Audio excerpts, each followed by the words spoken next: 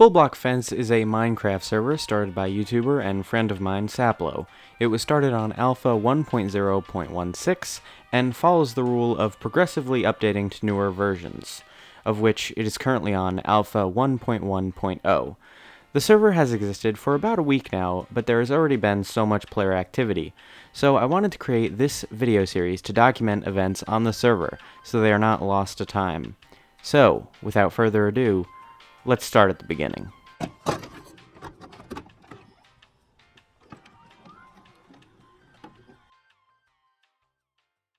On February 11th, the server was opened. SapLows and Zephaniah Noah were the first players on, but SapLows is the owner and Zeph is the main coder for the server.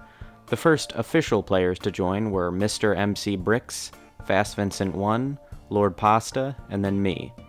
Mr. MC Bricks' house is one of the first structures created on the server. Me and him would later cooperate on creating the bridge to spawn, spelled B-R-I-J.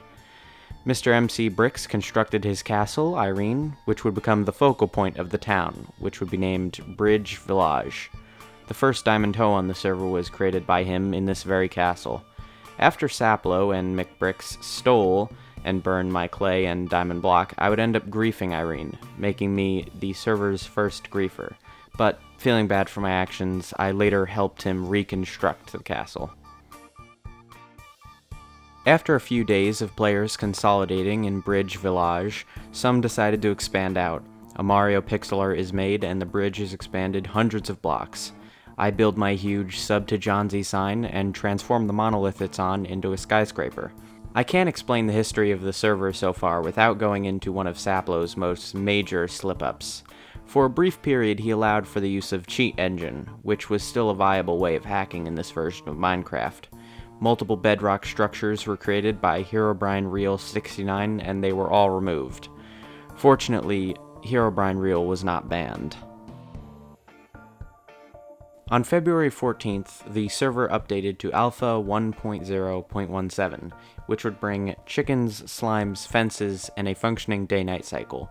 This was all well and good, but the real advancement would come with Alpha 1.1.0, the version the server is currently on. You see, in older versions of multiplayer Minecraft, there were many features that simply didn't function server-side. This included chests, furnaces, and player data.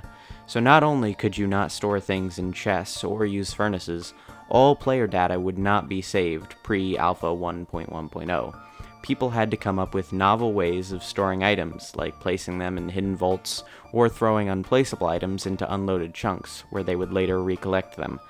Alpha 1.1.0 brought the ability to save player data like location and inventory, so people quickly retrieved their items so they could be safely stored in their inventories or chests.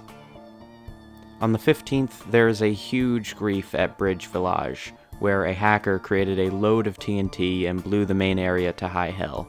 Irene, my skyscraper, among other structures, were destroyed in the grief. Also, a player, most likely one involved in the grief, used Cheat Engine to create a crash item that caused the server to crash over and over if the chunk became loaded.